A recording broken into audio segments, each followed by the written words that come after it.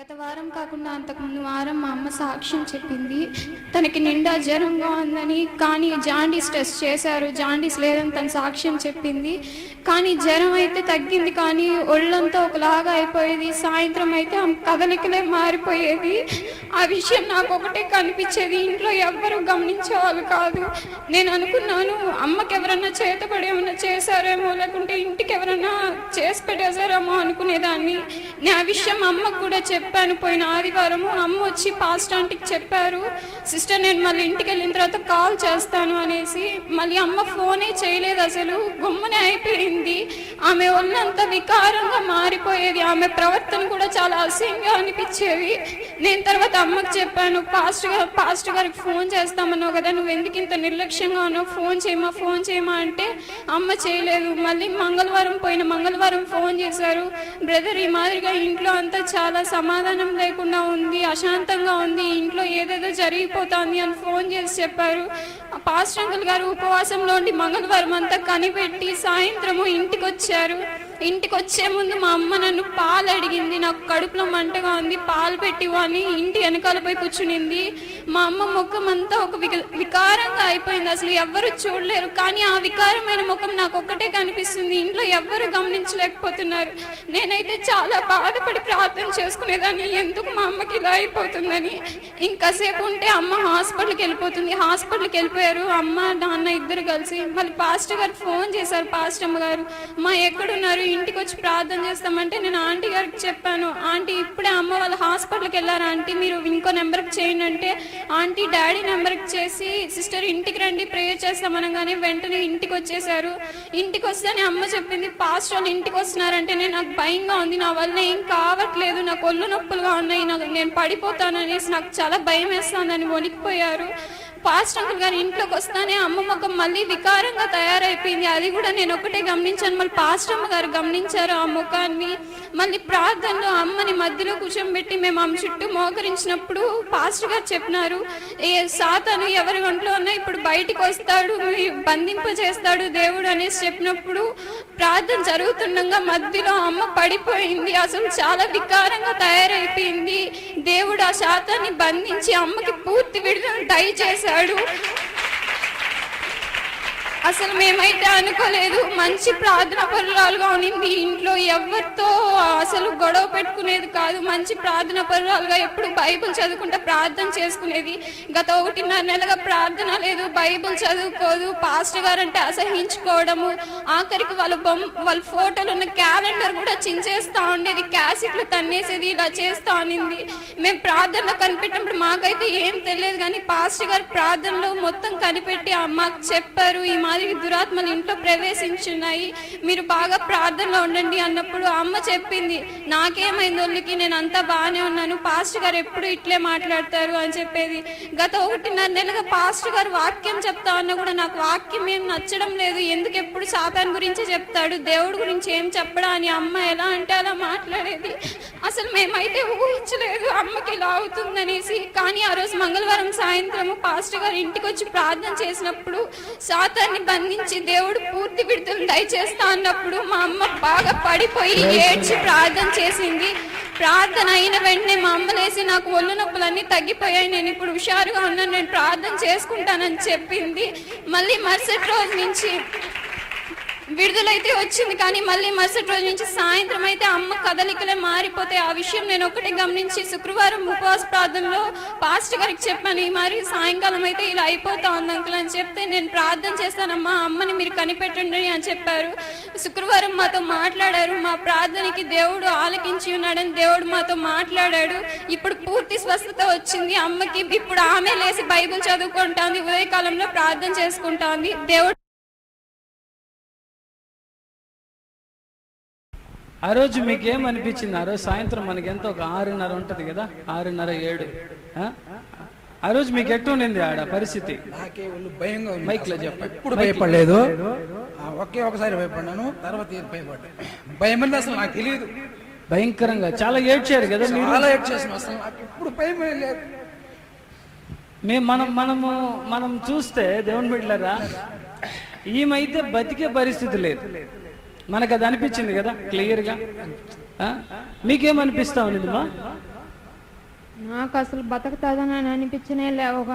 ఒక ఆమె వచ్చి నల్లగా వచ్చి నా కాళ్ళ కాడ కూర్చొని 3 రోజులు టైం ఇచ్చింది.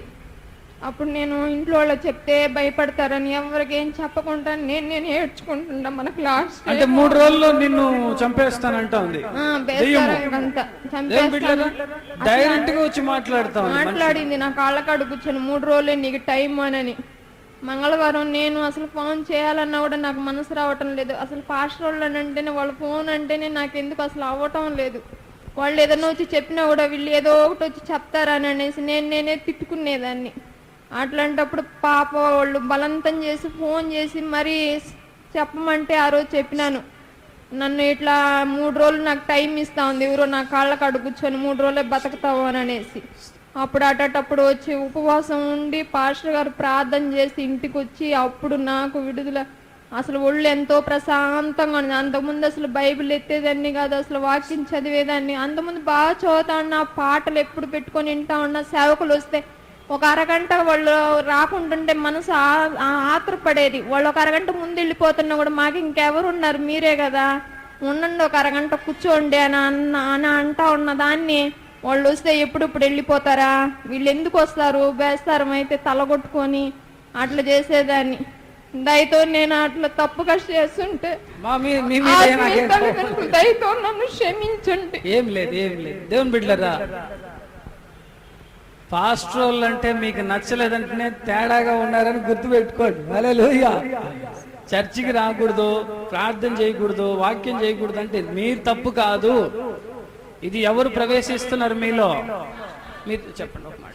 మా ఇంట్లో ఎక్కువ ప్రార్థన దగ్గర బాగా చేస్తుంది. మేమంతా కొనుక్కున్నా కూడా ఉదయం 5 గంటలకు లేసి ప్రార్థన చేసి వాక్యం చదివి పాటలు లేవాళ్ళు. నేను 8 గంటలకు నిద్ర వేస్తే తిట్టేవాళ్ళు. ఫస్ట్ లేయంగానే కాఫీ కొడుకుండా బైబిల్ చదివేవాడిని. అట్లాంటి ఒక 3 నెలల నుంచి బైబిల్ సరిగా చదవటాలి. 8 గంటలకు 10 గంటలు చదువుతున్నాను. దానివల్ల దురాత్మ మాకు వచ్చిందని నాకు పూర్తిగా నమ్మకం. అంతకుముందు అసలు భయపడేవాడే కాను. ఎప్పుడైతే ప్రార్థన తగ్గిపోయిందో అప్పుడు మా ఇంట్లో దురమాత్మలు ప్రవేశించి నేను ఖచ్చితంగా చెప్తున్నా. ఆ రోజు అయ్యా నా కాళ్ళ దగ్గర కూర్చుందని చెప్పింది కానీ నేను అన్నా, మన దేవుని బిడ్డలేమి, మనకేమి కాదని వాదించిన. కాదయ్యా నాకు భయంగా ఉందని నాకు భయం వచ్చేసింది. కానీ మనం చేసిన పొరపాటు వల్ల దురాత్మ మన ఇంట్లో ప్రవేశించి నేనేసి తెలుసుకునేసి ప్రార్థనలో ఇప్పుడు బాగా ప్రార్థనలో ఉన్నాయి. గట్టిగా చెప్పండి దేవునికి దాన్ని.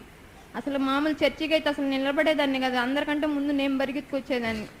ఇప్పుడు అసలు చర్చి అని అంటేనే ఏంది పోయేదిలే, ఏం చేసేదిలే. అసలు దగ్గర ఉపవాస ప్రార్థనకు వచ్చి నెల అవుతా ఉంది. కనీసం ఉపవాస ప్రార్థన అస్సలు నిలవను నేను. ఏ ప్రార్థన కానీ కంటిన్యూగా వచ్చిపోయేదాన్ని. అట్లాంటి దాన్ని అట్లా ఇది చేసింది నన్ను.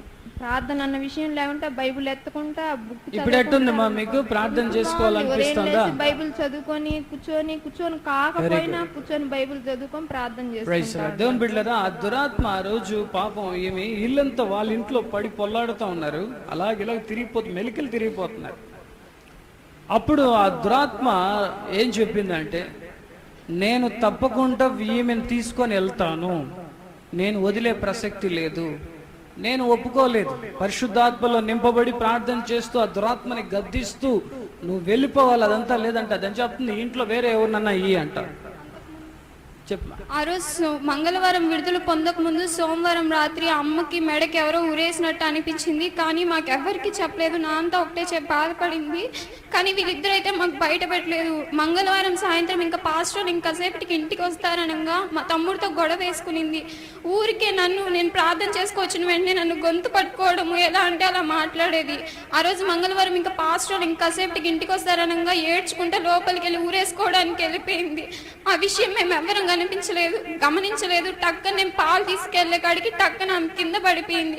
ఎందుకు మా ఇలా చేసినామంటే, ఏమో నాయనా నాకు ఇక్కడ ఉండాలనిపించలేదు, నాకు చనిపోవాలండి, ఏమో అందరూ జబ్బున్న మనిషిలాగా చూస్తున్నారు, నాకు ఒళ్ళు ఏం కావట్లేదు, నేను చచ్చిపోతాను, అది ఇది అని మాట్లాడేది. ఇంకా పాస్టర్లు వచ్చిన కాసేపటికి పూర్తి విడుదల దయచేసి నేను దేవుని సేవ చేస్తాను అని మాతో అందరితో చెప్పింది. Praise the lord. దేవుని గట్టిగా స్తోత్రం చేయండి. ఈరోజు ఈ విషయంలో కూడా మనకి పూర్తి ఆమెకి ఉండే గల్ల ఉందని చెప్తున్నారు కదా, అది కూడా దేవుడు స్వస్థపరుస్తాడు. జీవము గల దేవా, ఈరోజు ప్రార్థిస్తున్నాను, నజరేయుడకు యేసు నామములో నూతన శక్తి ఈ బిడ్డ మీద పెడుతున్నాను ఈరోజు. ఎంత పెద్ద దురాత్మ అయినా సరే, వాడి లోకానికే అధిపతి అయినా సరే, యేసుక్రీస్తు నామములో నాకు లోబడాల్సిందే. ఇక ఎన్నడూ ఈ బిడ్డని తాకడానికి నీకు అధికారం లేదు. పరిశుద్ధాత్మని ఈ బిడ్డ మీద పెడుతున్నా. దేవుని శక్తిని ఈ బిడ్డలో నింపుచున్నా. దేవుని నామములో పరిశుద్ధాత్మ బలముతో ఈ బిడ్డలో దేవుని శక్తి నింపబడును గాక. Heal in the name of Jesus. ఇక ఎన్నడూ దుష్ట శక్తులారా ఈ బిడ్డలో ప్రవేశించవద్దు. అగ్నితో ఈ బిడ్డలు నింపుతున్నాం యేసు నామములో తండ్రి. ఆమేన్.